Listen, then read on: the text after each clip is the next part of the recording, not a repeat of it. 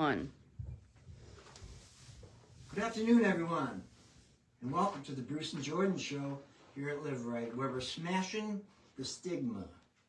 And today, as I said, I am Bruce, and Jordan's behind the scenes. Today, though, we have a special guest, our very own Sarah Matthews. And Sarah is certified as a peer recovery mentor, a peer coach, and she also works here at Live Right as a caseworker for our wonderful ALT program. And she's also in the process of certifying to be an alcohol and drug counselor. Plus, she's working on her bachelor's for social work.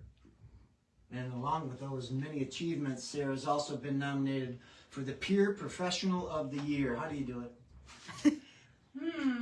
I stay professional at all times. I give it my all. I work with people from my heart. And I always remain teachable and grateful. I was once the people I serve. So it's really easy, honestly. It gives me a sense of purpose, and I feel more fulfilled than probably the consumer that I'm helping. Exactly, huh? That's wonderful. And you're also a mother.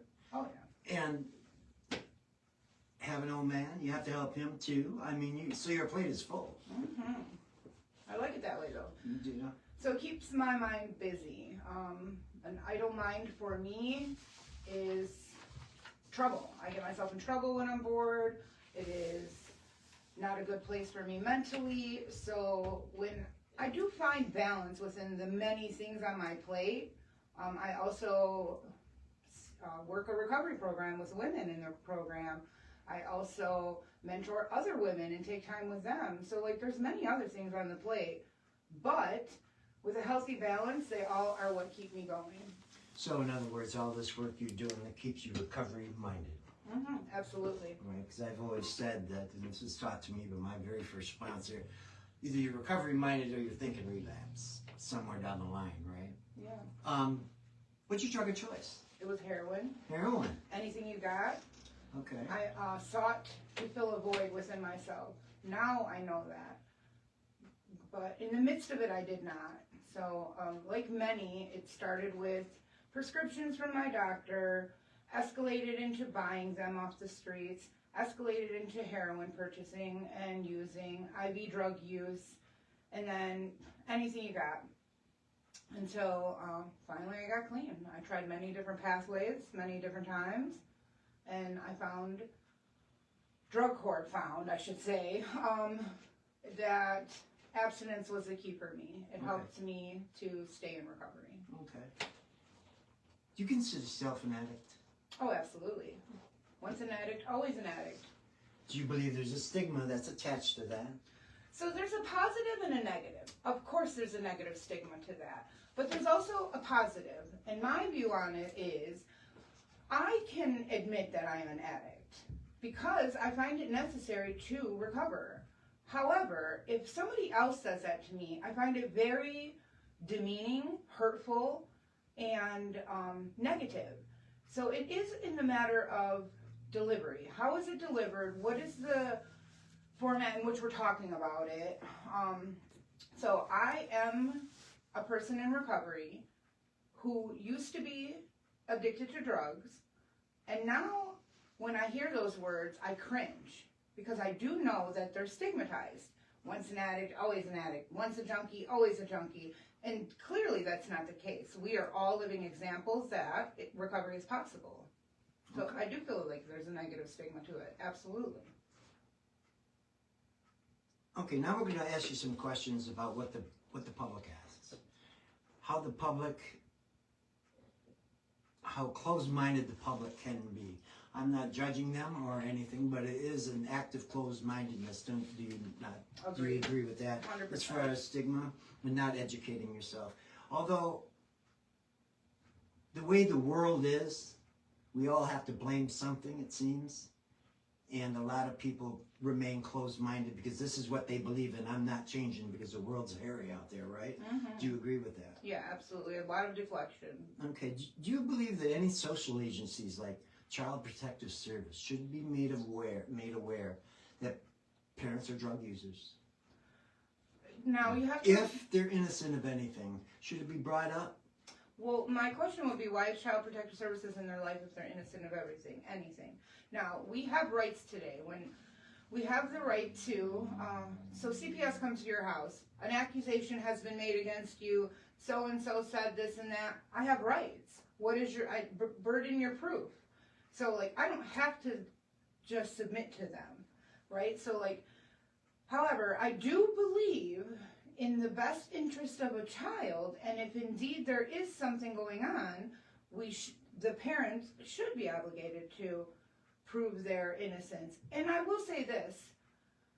Prove their innocence or step up and say, hey, yes, I am, I need help. Exactly. So, and that is exactly what I was getting at. Most of the time, if we're in active addiction, we view CPS as the enemy.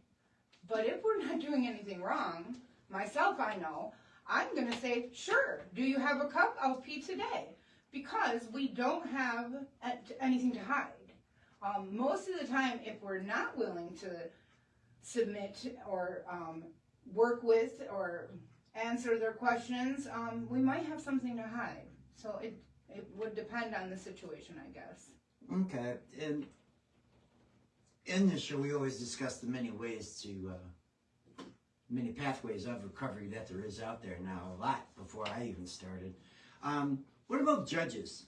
Do you believe that judges should make it people attend AA or NA 12-step meetings, or should the judges rule you to go find a pathway and let me know in 30 days? Are they saying, yes, you're an alcoholic, yes, you're an addict, this is what I want you to do, or are they making us closed-minded out of the gates when we're getting out of jail, do you believe? Well, I do believe that the courts are a lot more open-minded than they used to be years ago. So I was a participant in drug court. I do know that 90 meetings in 90 days was a requirement. But I will say that is what turned my life around. Right. Absolutely was the key factor that I was given, right? Like they tell us that other people do for us what we can't do for ourselves. So like that is one of those key factors for me.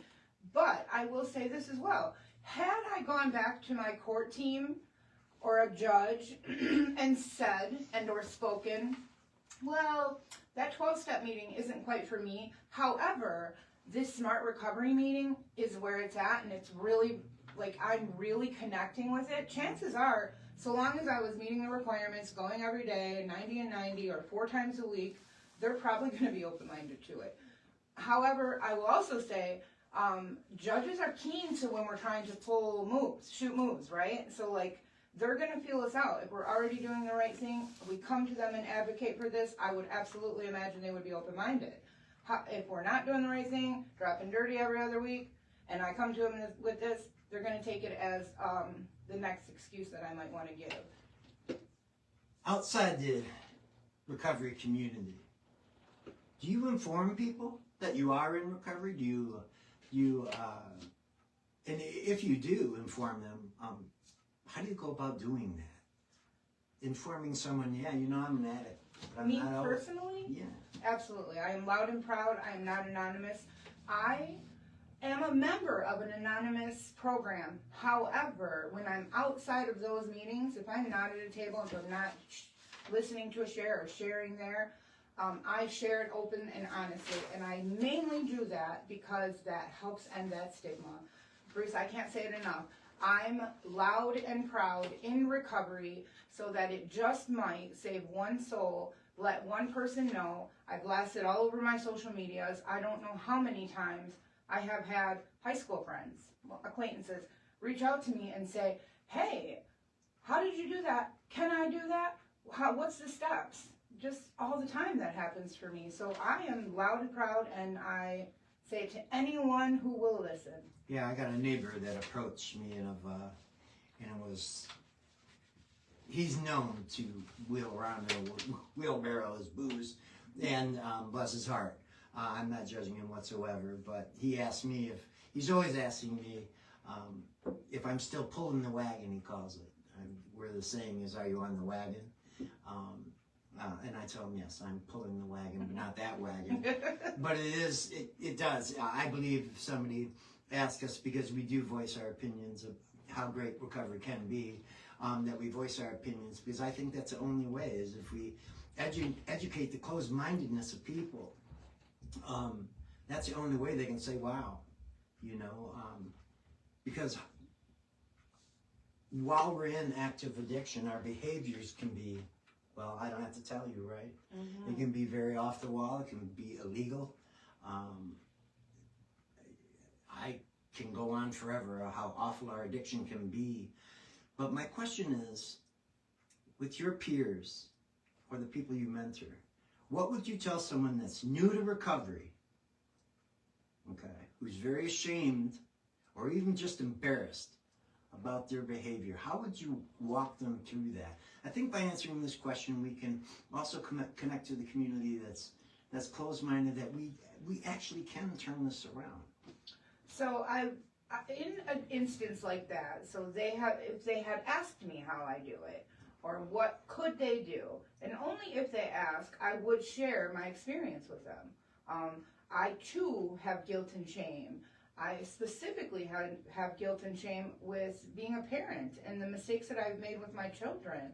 So I work hard daily to amend that. And sometimes it doesn't look immediate.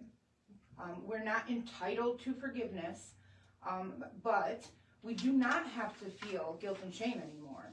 We woke up today and made a choice not to use, and that in itself is powerful. You are already taking the next step to become a better person, and those things like the reunification with family, our own independent living, will follow suit so long as we are doing the right thing every day. It all plays into, it just pans out. And I'm a living testimony of that. So when you're feeling that guilt and shame, talk to me. That's what I'm here for. I would love to walk you through that. Right on. Okay. No, I think that's wonderful. This is a question I ask of all my guests. How can we educate the people that are closed-minded, that are set in their ways, that once an addict, always an addict, always a boozer, all the other acronyms they label us with? How can we educate them better? By educating myself. So I have to first educate myself so that I can educate others, so that I can, if you will, spit some facts at them as to why it is not always a way of life. We made a bad choice. You're a human, I'm a human. We are human. Humans make mistakes. And we can also rectify those mistakes, learn our lesson, and move on.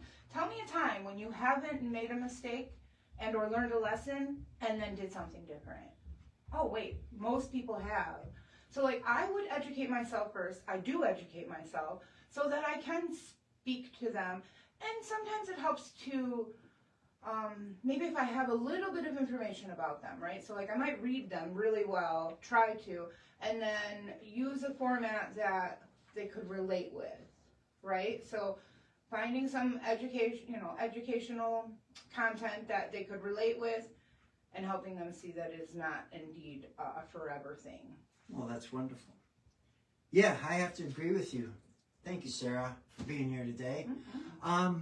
Thank you, Jordan, for shooting moves back there. Anytime.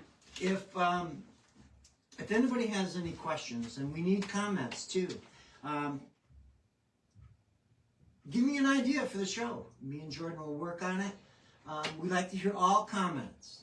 Good, bad, indifferent. That's what keeps us going here. If you've got an idea on how to break the stigma on a certain subject, please contact me or Jordan at Live Right through our website, or you can call us at 586-217-5899. Just ask one of the pretty girls up there to get a hold of us, and we shall. Once again, thank you, Jordan. Thank you, Sarah. My pleasure. Always a pleasure seeing you. See you later.